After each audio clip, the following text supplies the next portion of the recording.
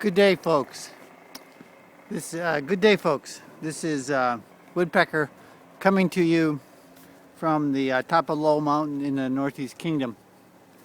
Today is November 3rd, 2011. Today's presentation is the first formal video presentation of the Lowell Mountain occupation. The purpose of this video is to bring you frontline information on the efforts of Vermont to develop a humane, sustainable energy policy. I will set the stage for you. I will identify the major players and ideas involved in Vermont's effort to transform itself from a carbon-based to a renewable energy economy. I am standing here on the boundary line that represents the collision of two opposing views on how Vermont should proceed in that transformation. On one side of the struggle, that is represented by these three signs: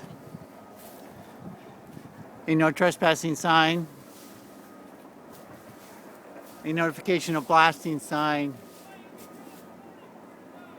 and a restraining order from Judge Malley of the local Superior Court.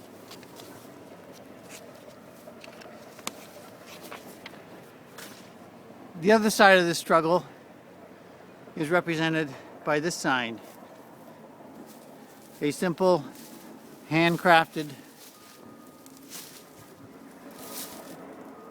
concise sign with beauty and vitality that refers to the title of a book by E.F. Schumacher.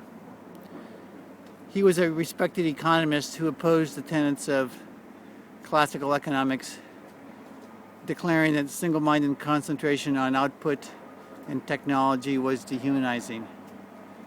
Schumacher's work coincided with the growth of ecological concerns and with the birth of environmentalism, and he has become a hero to many in the environmental movement. He had a particularly succinct way of describing the mindset of the people represented on the other side of this tree: monocular, colorblind, pointer reading. I recall this phrase occurring to me when I sat at the Public Service Board listening to the construction manager for this project, Mr. Charles Pugh of Green Mountain Power, say that his goal was to maximize the electricity output of this ridgeline. The story that is playing out here is the conflict of smallness with bigness. The players are Gas Metro, a Quebec-based energy corporation, Green Mountain Power, a Vermont-based utility, and the state of Vermont. Those are the big players.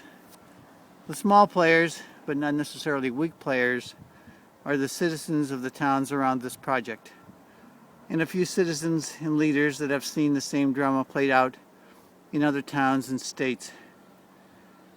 Strategically, in fact, the small players have the upper hand because they are in fact pursuing goals beyond the pursuit of profits.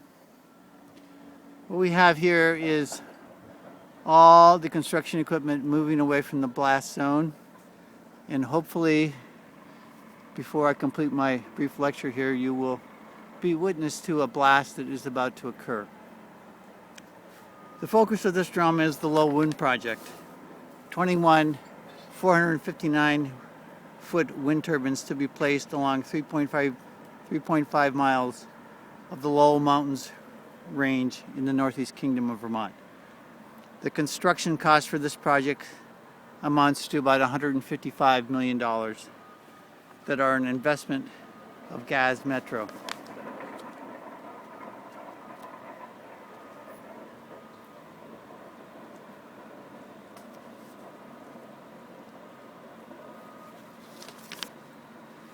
Since Vermont's utilities are regulated, Gas Metro will receive a 9% annual return on the unpaid balance of the investment over the next 25 years, the expected lifespan of this project.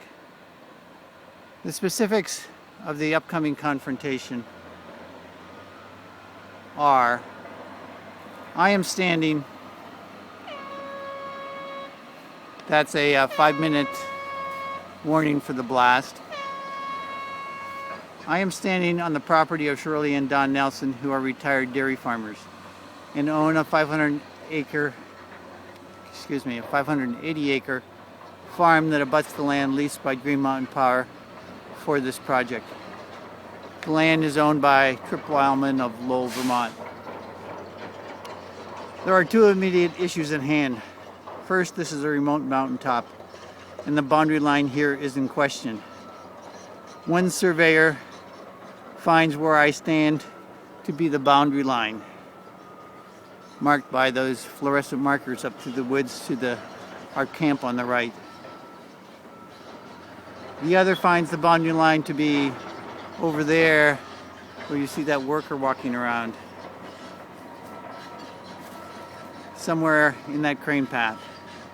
The latter surveyor used more established techniques for establishing boundary lines high in remote territory. There you see a crane moving out of the blast zone after applying the blasting mats. So there is more than a 50% probability that some of the land that is being used for this project does not belong to Mr. Wildman. That is a side story in this drama. The other issue at hand is the blasting that is necessary for this project. In granting a certificate of public good for this project, the Public Service Board approved the blasting plan for this project that states that no fly rock will go on to the neighbor's property, which is the Vermont law. The contractor for this project, Main Drilling and Blasting, says that they can do the blasting without putting fly rock onto the Nelson's property. However, using established practices that violated that practice last Friday by showering the protesters, Wolverine and Muskrat and colleagues last Friday as they were up in that camping area. The blasting story and the boundary line are only side stories of the major drama here, which is Green Mountain Power's relentless drive for $47 million in government subsidies that they will receive if this project is generating electricity by December 31st, 2012. Before Wolverine, Muskrat, Old Crow, Woodpecker, and friends decided to camp along this boundary line, the estimated date of completion for this project was December 3rd, 2012.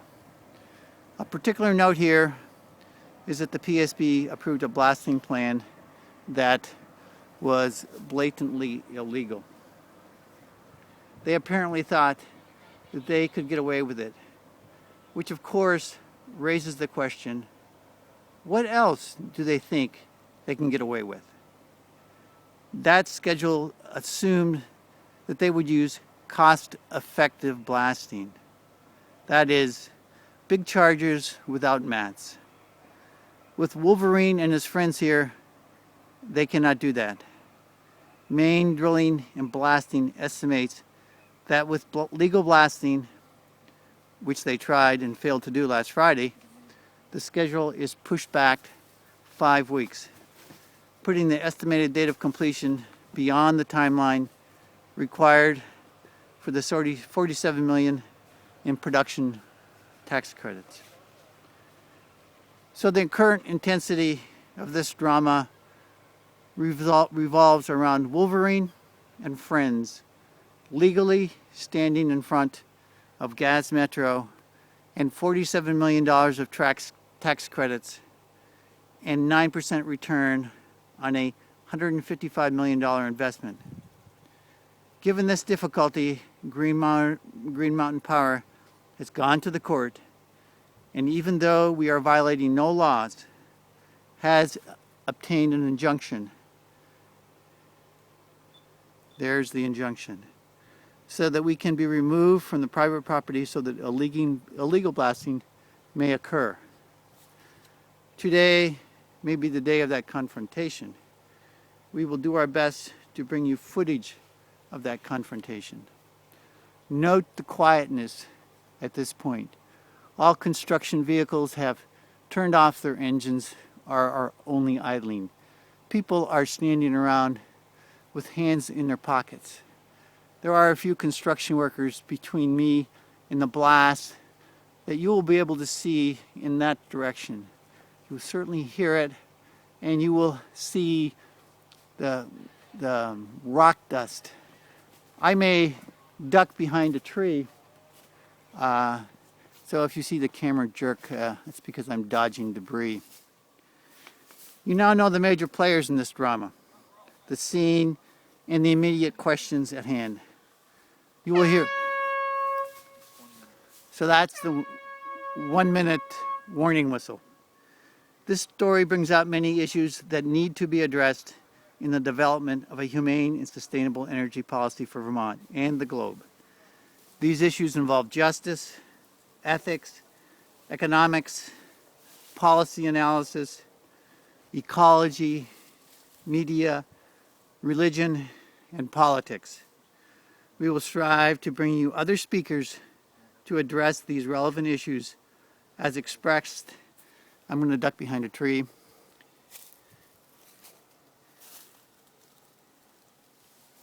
Other speakers to address these relevant issues as expressed in this conflict for you from this mountaintop classroom.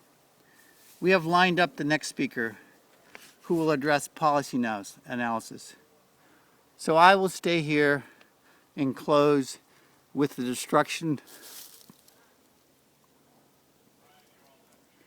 that you will soon see.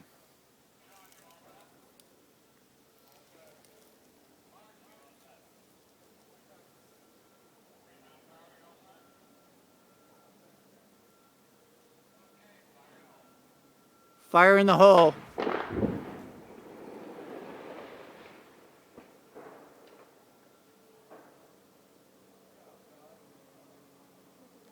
This is Woodpecker,